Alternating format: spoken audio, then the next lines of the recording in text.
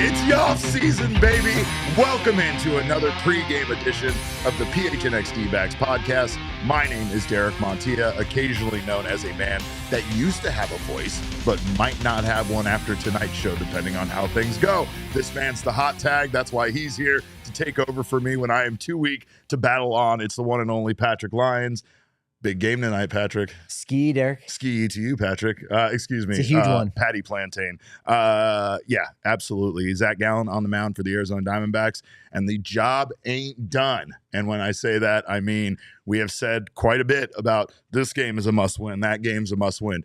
It's really hard not to call Game 5 a must-win because it's pretty difficult to go back to Philadelphia, being down a game, and play in that environment, expecting to come out of this on top. So the Diamondbacks need to get to the World Series.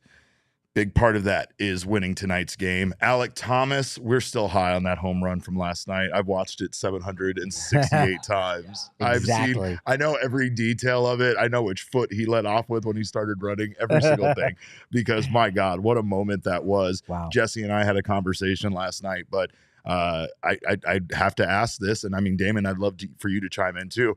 Was this the biggest home run in franchise history? I mean, we have big hits, right? So. I mean, you can go back to the World Series. I'm sure there's some big home runs, you know, that added to their leads and such. But this Alec Thomas home run seemed to be one of, if not the biggest home run in franchise history in the postseason. I mean, it's one of only 4 pinch hit home runs by Diamondbacks players. And, you know, the first one's Turner Ward in 1999. I don't know that anybody necessarily cared about that. No offense to Turner Ward, but like this is critical. This is clutch. As Jesse said on Twitter, like tonight's game, think about this. This is either the last game of the season for the Arizona Diamondbacks or the Arizona Diamondbacks are going to the World Series. It's one of those two things either way. It's either the saddest thing I've ever heard, but actually not, because, man, these guys still deserve to be commended on this season that they've had. But most importantly, this postseason run that they have, or the absolute dream of this team competing in the World Series. And this is the latest they've ever played other than 2001, because unfortunately in 2007, when they were also in the National League Championship Series, they didn't get to Game 5. So if you're just looking at things as far as how deep this Diamondbacks team has gone in the postseason in 2023, this is the second greatest Arizona Diamondbacks team in franchise history. Yeah, it really That's is. Also wild. And the exciting part about that is this is not a team comprised of, to be honest, stars that they brought in from other franchises and moves that they made in order to quickly improve a new franchise. I've talked at length at times about the difference in opinions about this franchise when it first started, and how Jerry Colangelo, the genius that he is, knew that if you wanted to get fans hooked on this team, if you wanted them to live and die with this team, they needed to be a winner, versus the other owners that kind of, again, had this fairy tale idea about this franchise being just a thing people go to do in downtown Phoenix when they're there. And Colangelo, due to his experience with the Suns, knew better, right? And honestly, right now, the difference between that team and this team is that so many components of this team are young. They're just now starting their career. Homegrown. They are homegrown, and they are going to be a part of this franchise for years to come. You know, even tonight's starting pitcher, Zac Gallen, we have plenty of time left with. Should Zac Gallen just be here until the end of his contract? Hopefully that's not the case. Hopefully we see him extended along with everybody else, because right now everybody deserves the credit for where this team's at, including Torey Lovullo, who hopefully we'll hear about his extension sometime in the near future after the playoffs wrap up. That seems like a gimmick. Yeah, and to your point, what this year's payroll was like maybe $117 million. 20 plus years ago in 2001, Colangelo paid about $85 million for that. That's insane. Hold on. Cogs, did you got the beer bat? Bring that by the studio later. Ooh. We'll talk. I need that beer bat. I might need that for tonight. But yes, no, I mean, and I mean, everything with this team right now, obviously you could say it was exciting, and, it's all icing on the cake of this season. And the fact that these young guys are the ones doing it, Gabriel Moreno, Corbin Carroll, Brandon Pfaadt. But I mean, now really they're in a position where all of that, hey, it's nice to be here, crap is behind them, and they are in a position tonight to take the lead in the NLCS and go back to Philadelphia with the opportunity to just have to win one of those two games and to advance to the World Series.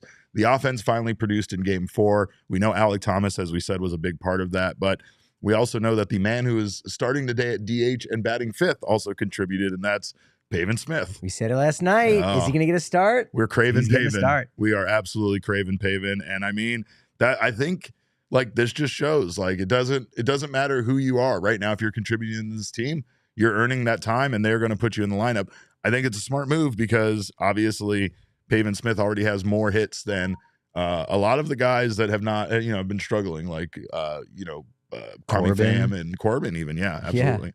Yeah, no, I think that's a good move. You kind of have to go with a more hot hand, and again, hot is relative because we're talking about 2 games of Pavin Smith. But if someone is ice cold, you just can't put them up there in those big spots. So you saw it with Moreno going up to the 3rd spot in the lineup. That paid off in both games 3 and Game 4. So I mean, this move could pay off, and you go, wow, he's been on the bench, relegated to a spot where you might not ever see him in a game, to hitting 5th in Game 5 in a critical matchup where if the Diamondbacks win Game 5, teams that win at home to go ahead 3-2, they win the series 62% of the time. But should they lose and the Phillies win here on the road in Game 5, they're going to have a 78.6% chance of going on. Or rather, that's what history tells us about a team who's up 3-2 and going back home for 2 more games. You don't want that. It's critical. You don't want that. We've already discussed the success at home that both of these teams have had, but obviously the Phillies have made history with their winning percentage and how good they are at Citizens Bank Park during the postseason. Their incredible fans are a huge part of that, but fans. I think it's just let's calm down. All right. Well, hey, speaking of fans, I'm just done. I'm sick. I know. I screamed "Go D-backs" in the most aggressive way at the kindest, most nice little family of Philadelphia Phillies fans. Every Phillies fan I saw walking in downtown Phoenix, I wanted to say just fuck the Phillies. You accosted some Phillies fans? I did, and I'll do it again, and I have no regrets about it. But that's neither here nor there. Ketel Marte needs to accost some Phillies tonight. That's for sure. We need him to stay locked in because he has been a huge part of this offense. Diamondbacks really need him to continue that historic hitting streak that he's had.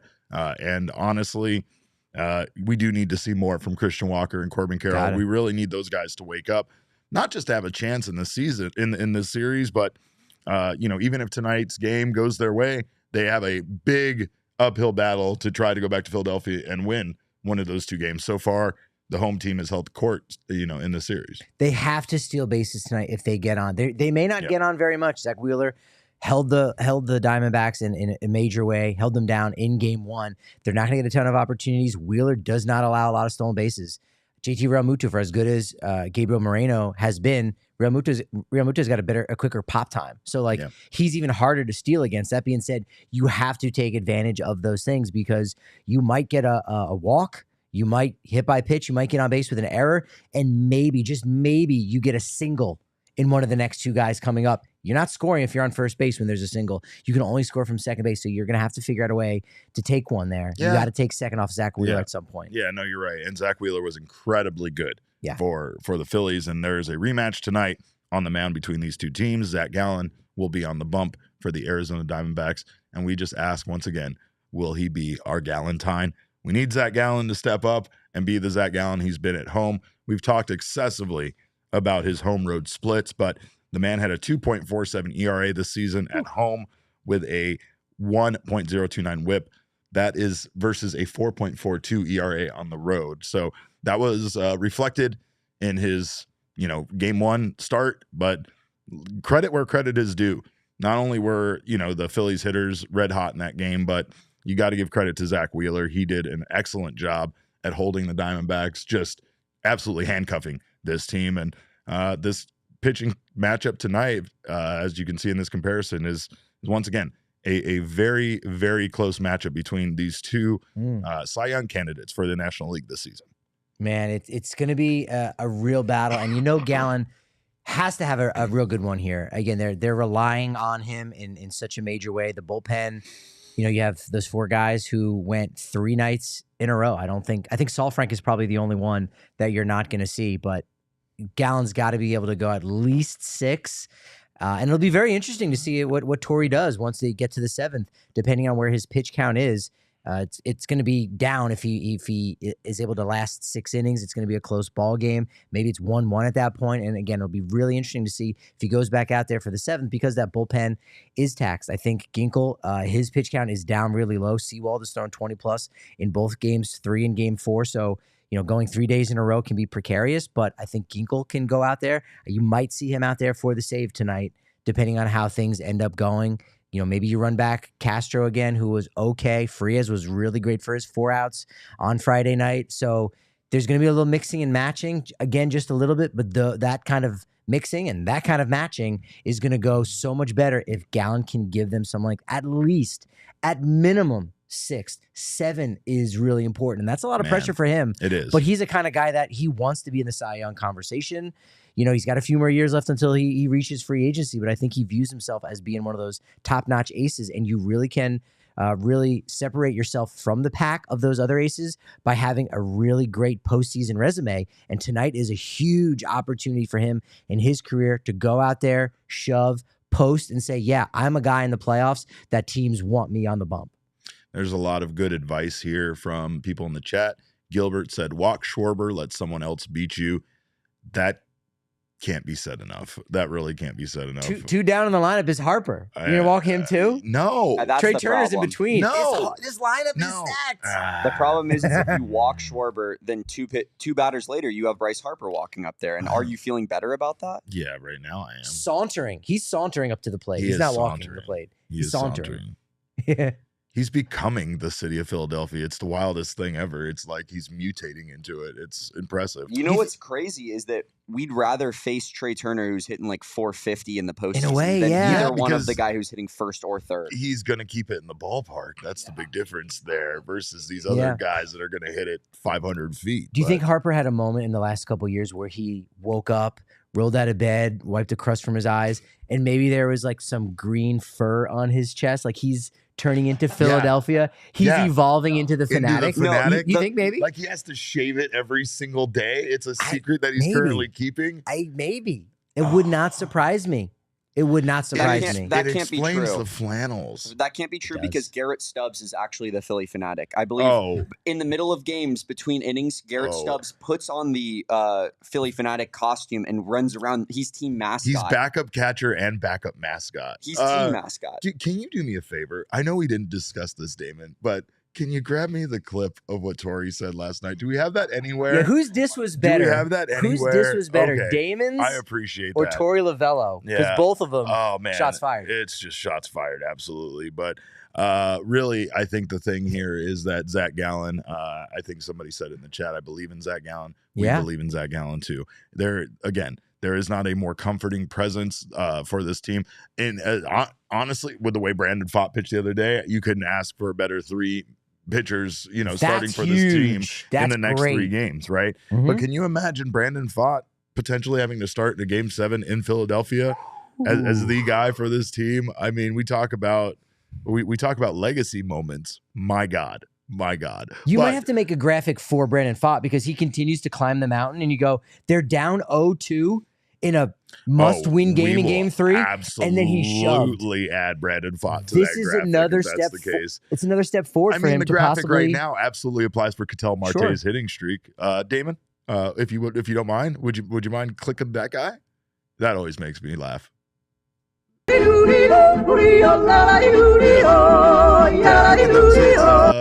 Stacking those hits up, stacking those hits, stacking those hits, stacking those hits up. All right, but yeah, Zac Gallen again. Just the guy you want out there. He wasn't great as the season wound down. But I mean, he also still had some really good performances, including a complete game shutout of the Chicago Cubs at home at Wrigley Field. And that's not an easy environment to go into as a visiting player and pitch. So, and they were going for the postseason too. So like they had a lot on the line. That was to them. That was a huge, very much a must-win game. Yeah, the Phillies have good numbers against Gallen. We saw that a little bit on Monday in game one. That feels like a million years ago, and it was only Monday. So a couple less center cut fastballs, and I think Zac Gallen's going to have a much better night against these Phillies. All right, do we? Is that ready now, Damon? Yeah, all right. And now, Damon, what did you say about Garrett Stubbs? Let's just reset the table a little bit. I just wanted to say Garrett Stubbs is the Philly fanatic in the middle of games because he doesn't get at bats, he doesn't get playing time. Okay. He's the team mascot. They parade him around like he's some like jovial little toy that we can hang out with, and then everybody, apparently all the Phillies fans, like will die for him. I think Tori kind of agrees with you because he took Garrett Stubbs' comments about swimming and celebrating having a pool party in our fucking pool very personally. Here's what Tori had to say. I think they take things personal. They got a chip on their shoulder. I know their backup catcher made a statement about sprinting towards a pool or making a beeline to the pool. So I think they're wearing that a little bit, and they're motivated by that externally, and they're motivated to be as good as they possibly can internally. We are going to have to protect this pool until the day we die, folks. That's just the way it's going to be. You know why? Because none of these other poverty franchises have a pool. So the excitement of being able to celebrate in ours is so damn tantalizing, isn't it? I get it. Install your own pool. Go put a diving. Like, honestly, Milwaukee, you have a slide that doesn't empty into a pool. What are you guys even doing? I still can't get over that. But again, Zac Gallen and Zach Wheeler, quite the pitching matchup tonight, and let's hope Zach Wheeler isn't what he was in game one for sure. Yeah, it's gonna be fun. It's gonna be exciting. We'll be here post game, of course. Hopefully, we'll get a chance to maybe see Michael Phelps' first pitch. That's pretty cool for Game 5. We kind of talked about that on. I think it might have been Wednesday's show. We might have gave them all the ideas that they had. Like they were like, "Yeah, here we go. They're watching. We know." Hey, what's up, Diamondbacks PR team? Hey, yes, Wayne Gretzky, Emma Stone, and Alice Cooper. Like that's who we're getting in the World Series. Those 3 games. Randy Johnson. Yeah. If Randy Johnson doesn't throw out a pitch, what are we even doing? All right. Well, we appreciate you guys, of course, for being here in the PHNX Sports YouTube channel. You guys are the best. Of course, if you haven't subscribed to the channel yet, make sure to do so now. Sign up for notifications. That way you don't miss whenever we go live. We will be back 10 minutes after the final out tonight. So be back here for that. Leave us a thumbs up. We always appreciate our attaboys, as we like to call them. If you are listening on the audio podcasting side, please make sure you subscribe there. Leave us a review. We always appreciate the feedback. If you have a chance and you want to go ahead and celebrate a dangerous team, you got to get yourself the shirt of a dangerous team. Drop that like, by the way, do all that stuff. But go ahead and get yourself the shirt of a dangerous team. And that is the shirt of a connected team that is a fucking dangerous team. I'm not, no money on that one. It's about to be black t-shirt weather. I noticed that a lot of people in Arizona just wear black shirts, but now we're getting to the cooler temperatures, I think, maybe, hopefully. So that's a perfect tee for the off season. Yeah, it is the perfect tee it's perfect tee for any season right now, especially here in Arizona. Just let people know that you're a dangerous person. And of course, if you get your Die Hard membership, you can get that shirt for free. If you are a Die Hard, you can get it for 20% off. But again, grab that Die Hard membership if you don't have one. That way you get that shirt for free. You'll get 20% off all future purchases. You'll get all sorts of wonderful stuff, including discounts with our partners, access to our members-only Discord lounge, which Chris will absolutely mother you in while she's there, and so much more. She got a picture with you yesterday, got the selfie. She added that to her collection. You also get discounts with our partners. You get a $50 Mountain Mike's gift card. It pays for itself. But speaking of paying for itself, those of you that are going to the game tonight, got to give you a heads up. There are some new food items that you do not want to miss out on at Chase Field because, of course, it is a den of glutton. Switch those around at times, but they have a surf and turf hot dog for this series. Do you have a description for me? Oh yeah, it's a half-pound all beef frank. Yeah, beer battered shrimp, charred pineapple pico, sweet and spicy Baja sauce, and cilantro. Available in section 105 at Big Dogs. Only 33 calories. That's a lie. I can't read what I wrote. Yeah, that's a lie. I hand scribbled in this Word document. That's a lie. That does sound pretty good, though. They also have Wise Guys nachos. Is that like a play on like some Philly stuff? It could be. It's Yeah. got like oven-dried tomatoes, pepperoncinis on Italian parsley. So it's kind of like an Sounds good. Italian-themed nacho. So I would try it. that's okay. I would try it. That's fine. Speaking of things I would try, there's alcoholic beverages as well. A snake bite margarita and a Grand Slam Glitterade. Yes. So this is apparently watermelon. Which one do I need more? Watermelon lemonade. Okay. Absolute watermelon. Okay. And edible glitter. What's in edible glitter? And why can't we just make that regular glitter so that children, when they eat regular glitter, are okay because they've eaten the edible glitter? I have a lot of questions that have nothing to do with baseball. Derek, do you have any answers? Edible glitter. I really don't. Is that like basically what's in Goldschlager? No, that's actually real gold. I don't know. I don't think any of this stuff is healthy for us to drink, and I don't think we should be putting glitter, edible or otherwise. Edible glitter. No, I'm not with it. I had no idea the pregame show would make it to this point. Yeah, like to that point. Yeah, I didn't think that was possible. I feel like for the postseason, did we sink to a new low? Edible glitter, bro. I don't know. I'm sorry. I do sort of feel like in the playoffs, the decisions over there. You just come up with crazy different food items, and that's really fun. I do like that. I'm a sucker for that because I do go to the ballpark a lot. You go to the ballpark a lot. I imagine that when you see something new there at Coors Field, you're like, ooh, like it's hard not to. And they hit the ball out of the park, pun intended, with a lot of their stuff this year. Like they had like a crispy, spicy bao bun that was really good. They had some new additions this year that were killer. Since 2009, the Rockies have had one home playoff game, and they were not prepared for edible batting gloves or something. Fine. Just throw the word edible in front of anything, and people are like, "Oh, did you?" Yeah. Let's go. Let's go. Did you try the new edible sliding mitts? Yeah. And you're like, "Oh yeah, the one that Ketel Marte wears." Yeah, but it's edible. I don't know what that is, but if it's available in section 123 at Sweet Treats, I think a lot of people would get something like that. Yeah, I'm with you. They also have an apple pie chimichanga, which just sounds like an upscale, maybe McDonald's apple pie. And that's no attack. That sounds amazing to me. It's topped with both Cracker Jack and fresh strawberries. Get and out yes, of here. The plural Get of Cracker Jack here. is Cracker Jack. It's not Cracker Jacks, folks. Just get so you out know. of here.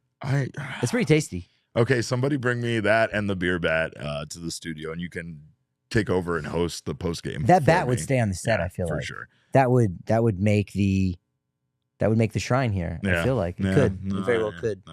That and a towel. And the giveaway towels. Yeah. All right. Well, Featherhead is talking about his bets here in the chat. We also have some bets to go with, and I am once again trying to win you some money, and I'm not trying to antagonize the opposing offense at all tonight with my bets.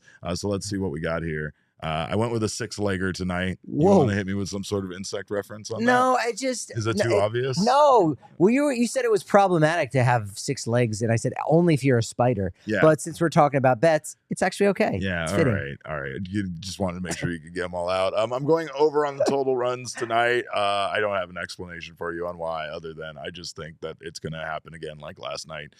Ketel is going to keep that hitting streak going. I got that hit in there. And then I have batter struck out 4 for Zach Wheeler, 5 for Zac Gallen. And then I threw a couple of walks in there just because you can do that with same game parlays. Just add pepper it in, just add a little bit to that pot. This one's plus 650, and I feel like it's a relatively safe bet. But of course, because I say that, none of those things will happen. But of course, you can get down on the BetMGM Sportsbook app. And if you do, make sure to use our code of PHNX when you sign up. And don't forget, this is the bit. Derek is a hedgehog. He might have a couple picks that sounds like he's betting against the Diamondbacks, but guess what? If he's wrong, the Diamondbacks win. That is a smart better. I feel it's very wise. I am Sonic the Hedgehog. Anyway, all right. Well, we appreciate you guys. I'm all sorts of cartoon references. I'm also Captain Caveman on Twitter. I'm Garrett fucking Stubbs. Captain Caveman, not you, Marsh. What? I said I hate Garrett Stubbs. No, I know. That's good. I just wanted to throw that out there. That's fine. Anybody else you want to? Is that good? I hate all Phillies fans. Garrett Stubbs. Let me see. Brandon Marsh is a disgusting freak. Let me ask you one question. Since Sean is here in the chat, before we go, I want to know: is Alec Thomas already part of the international sex symbol list? The fact that he's not already on the list, that guy is the hottest guy I've ever seen in my entire life. after last night, I think that is a big oversight. And I think Sean should maybe okay us adding him without Sean being here to Sean's international sex symbol list. Just a thought. Sean, I hope you mull that over. But a piece of Yoshi wants to know about Jay Cave. Are we talking about sex symbol list or just hating him? Because the answer is yes. Yeah. All right. Well, you can follow me on Twitter. Like I said, I'm a cartoon.